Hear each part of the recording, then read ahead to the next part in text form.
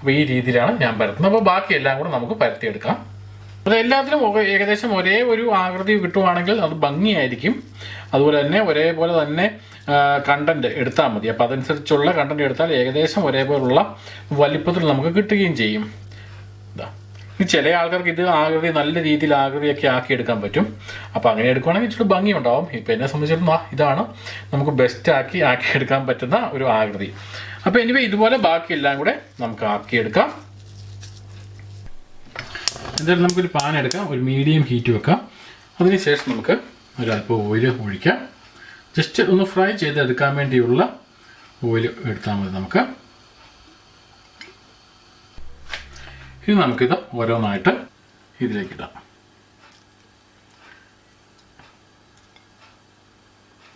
Almost ഒരേ size പോലെയൊക്കെയാണ് നമ്മൾ ഉണ്ടാക്കിയിരിക്കുന്നത്. ചെറിയ വേരിയേഷനൊക്കെ ഉണ്ട്.